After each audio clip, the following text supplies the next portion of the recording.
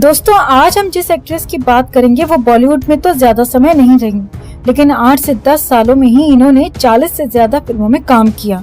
खूबसूरत तो थी ही, साथ में टैलेंटेड भी थी। 90s के दौर में हर बड़े एक्टर के साथ इन्होंने काम किया, लेकिन फिर अचानक गायब हो गयी। ये एक्ट्रेस है सोनाली बेंद्रे।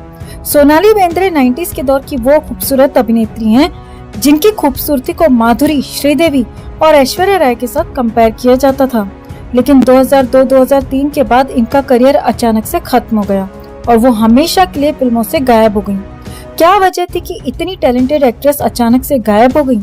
इसके पीछे की वजह फ्लॉप फिल्में थी या कोई साजिश? इन्हीं सब चीजों के बारे में बात करेंगे आज की इस वीडियो में। सोनाली बेंद्रे का जन्म हुआ था 1 जनवरी 1975 को मुंबई में। सोनाली के पिता गवर्नमेंट जॉब में थे, इसीलिए इनकी परवरिश अलग अलग सिटीज में हुई है। इसके कुछ समय बाद ये लोग परिवार समेत मुंबई में ही सेटल हो गए। सोनाली की स्कूलिंग मुंबई से ही हुई है। ग्रेजुएशन की पढ़ाई करने ये देहरादून चली गई थी और पोस्ट ग्रेजुएशन के लिए वापस फिर से मुंबई आ गई। सोनाली अपने कॉलेज के समय से मॉडलिंग करने लगी थी।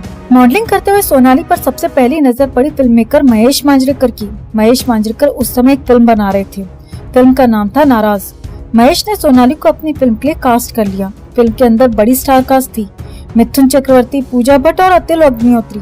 फिल्म की मेकिंग में थोड़ा समय लग रहा था, तभी सोनाली ने दूसरी फिल्म साइन कर ली और वो दूसरी फिल्म जल्दी बनकर तैयार हो गई, जिसके कारण पहली रिलीज फिल्म वही कहलाई। ये फिल्म थी आग, जिसमें सोनाली बेंद्रे के साथ लीड रोल में थे सुपरस्टार गोविंदा। फिल्म तो ये फ्लॉप हो गई थी, लेकिन इसी फिल्म से गोविंदा और सोनाली बेंद्रे का अफेयर यहाँ से शुरू हो गया था। जिस समय इन दोनों का अफेयर शुरू हुआ उस समय गोविंदा मैरिड थे, जिसकी वजह से इनका अफेयर ज्यादा लंबा नहीं चल पाया। वैसे गोविंदा ने खुद एक इंटरव्यू में कहा था कि अगर वो शादीशुदा नहीं होते तो वो सोनाली बेंद्रे से शादी कर लेते। सोनाली बेंद्रे की पहली फिल्म गोविंदा जैसे बड़े एक्टर के साथ थी, इसीलिए सोनाली का नोटिस होना तय था। फिल्म भले ही फ्लॉप थी, लेकिन इसके बाद सोनाली को फिल्मों के ऑफर्स आने शुरू हो गए थे। हालांकि सोनाली की आने वाली फिल्में भी फेलियर साबित हुई। ये फिल्में थी मिथुन के साथ नाराज और दी डॉन और सुनील शेट्टी के साथ टक्कर। इन फिल्मों के बाद आई एक ऐसी फिल्म जिसने सोनाली बेंद्रे के करियर को एक नई ऊंचाई पर पहुंचा दिया। ये फिल्म थी बॉम्बे, जिसका एक गाना काफी ज्यादा पॉपुलर हुआ था, जो सोनाली बेंद्रे पर ही पिक्चराइज किया गया था। इसके बाद सुनील शेट्टी के साथ सोनाली बेंद्रे ने एक के बाद एक कई फिल्में दी। ये फिल्में थी गदर, सपूत, रक्षक, भाई, कहर, हमसे बढ़कर कौन। इनमें कुछ फिल्में फ्लॉप थी तो कुछ फिल्में काफी सुपरहिट, लेकिन यहीं से इन दोनों का अफेयर शुरू हो गया। सुनील शेट्टी के पूरे करियर में अगर किसी एक्ट्रेस के साथ इनकी जोड़ी जमी है या किसी एक्ट्रेस के साथ उनकी जोड़ी को सबसे ज्यादा पसंद किया गया है तो वो है सोनाली बेंद्रे। सोनाली बेंद्रे और सुनील शेट्टी की जोड़ी को दर्शक भी काफी ज्यादा पसंद करते थे। यही कारण था कि डायरेक्टर और फिल्म मेकर्स इन दोनों को साथ में लेने के लिए लाइन में खड़े रहते थे। सोनाली बेंद्रे एक समय पर सुनील शेट्टी से शादी तक करना चाहती थी, लेकिन उस समय सुनील शेट्टी भी ऑलरेडी मैरिड थे और सुनील शेट्टी अपनी वाइफ को तलाक देना नहीं चाहते थे। इसीलिए सोनाली को भी जल्दी ये बात समझ में आ गई कि सुनील के साथ उनका कोई फ्यूचर नहीं है। इसके बाद सोनाली और सुनील का रिश्ता भी टूट गया। सोनाली एक से बढ़कर एक फिल्मों का हिस्सा बन रही थी। उस समय के ए लिस्टर एक्टर्स के साथ सोनाली काम कर रही थी और 98-99 आते आते सोनाली बॉलीवुड की एक बेहतरीन एक्ट्रेस के तौर पर जानी जाने लगी थी। अमिताभ बच्चन के साथ मेजर साहब, अक्षय कुमार के साथ अंगारे, अजय देवगन के साथ जख्म और आमिर खान के साथ सरफरोश। इसमें जख्म और सरफरोश तो ऑल टाइम सुपरहिट मूवीज मानी जाती हैं, जिन्हें न सिर्फ कई अवार्ड्स मिले बल्कि लोगों ने इन फिल्मों को काफी ज्यादा पसंद भी किया था। इसी दौरान सोनाली का नाम जुड़ा शिवसेना पार्टी के एक बड़े नेता राज ठाकरे के साथ। कहा तो ये भी जाता है कि सोनाली और राज ठाकरे एक दूसरे को सोनाली की फिल्मों में आने से पहले से ही जानते हैं, लेकिन कुछ रिपोर्ट्स के आधार पर यह भी कहा जाता है कि बाद में ये लोग एक दूसरे को जानने लगे जब सोनाली फिल्मों में आ चुकी थी। राज ठाकरे उस समय शिवसेना पार्टी में दूसरे नंबर के नेता थे। इसके साथ ही वो मैरिड भी थे। यही कारण था कि बाल ठाकरे नहीं चाहते थे कि राज ठाकरे की वजह से पार्टी की बदनामी हो। इसके अलावा बाल ठाकरे ये भी नहीं चाहते थे कि राज ठाकरे सोनाली बेंद्रे के लिए अपनी पहली वाली पत्नी को तलाक दे दें। उस समय राज ठाकरे बाल ठाकरे के काफी ज्यादा करीबी माने जाते थे। यही कारण था कि राज ठाकरे को बाल ठाकरे की ये बातें, ये शर्तें माननी पड़ी और सोनाली बेंद्रे से वो दूर होते चले गए। यहीं से सोनाली और राज ठाकरे के रिश्ते में दरार आनी शुरू हो गई थी। राज ठाकरे के बाद सोनाली का नाम जुड़ा था पाकिस्तानी क्रिकेटर शोएब अख्तर के साथ। हालांकि सोनाली ने शोएब के साथ अपने रिश्ते को कभी भी स्वीकार नहीं किया।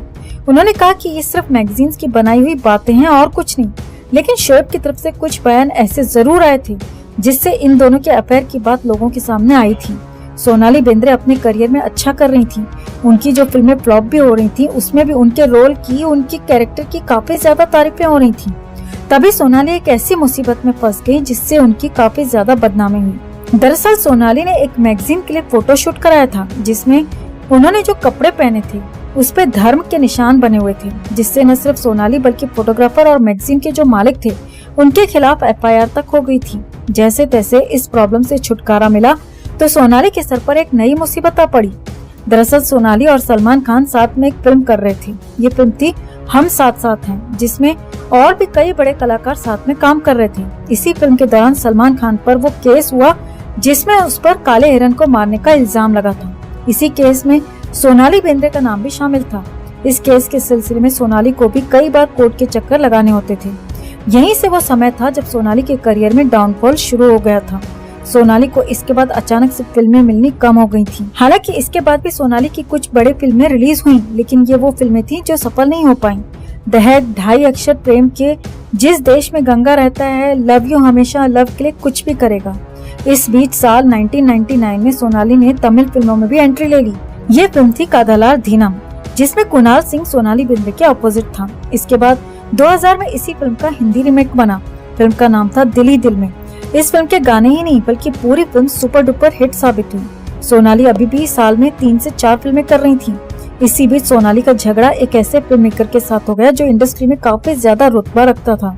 ये फिल्म मेकर था जामो सुगंध। ये एक फिल्म प्रोड्यूसर, डिस्ट्रीब्यूटर और फाइनेंसर था। इस फिल्म मेकर ने सोनाली को एक फिल्म के लिए साइन किया था। इस फिल्म का नाम था सिस्टम। इस फिल्म के लिए सोनाली को साइनिंग अमाउंट पे दे दिया गया था। इस फिल्म में सोनाली के अपोजिट था एक नया कलाकार जिसका नाम था आर्यन वैद। फिल्म की कहानी जब सोनाली ने पढ़ी तो उस समय इस फिल्म के अंदर ना तो कोई हॉट सीन था और ना ही कोई वल्गर सीन। लेकिन जब फिल्म फ्लोर पर गई तो सोनाली को पता चला कि इस फिल्म में कई हॉट और वल्गर सीन्स डाल दिए गए हैं जो पहले नहीं थे, जिन्हें सोनाली करना भी नहीं चाहती थी। सोनाली ने इन सीन्स को हटाने के लिए फिल्म मेकर से कहा कि जब मैंने फिल्म की कहानी पढ़ी थी, जब मुझे कहानी सुनाई गई थी, तब फिल्म के अंदर इस तरह का कोई भी सीन नहीं था और बीच में इस तरह के सीन्स नहीं बढ़ाए जा सकते। फिल्म मेकर इन सीन्स को हटाने को अग्री नहीं हुए तो सोनाली बेंद्रे ने वो फिल्म ही छोड़ दी। ये बात फिल्म मेकर जामो सुगंध को पसंद नहीं आई। जामो सुगंध कोई फेमस नाम नहीं था, लेकिन किसी समय पर बॉलीवुड के अंदर उसका काफी ज्यादा रुतबा हुआ करता था। उसकी फिल्म से सोनाली का मना करना उसे रास नहीं आया और उसने अपनी पहचान का और पावर का फायदा उठाकर सोनाली को फिल्मों से निकलवाना शुरू कर दिया। इसी दौरान सोनाली को महेश मांजरेकर की 2 फिल्मों के साथ टोटल 8 फिल्मों से हाथ धोना पड़ा। लाख कोशिशों के बावजूद भी सोनाली को अच्छे रोल नहीं मिल पा रहे थे।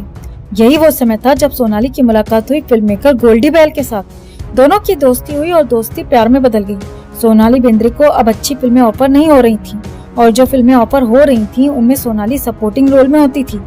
इन्हीं सबसे तंग आकर सोनाली ने फिल्मों को अलविदा कहने का मन बना लिया।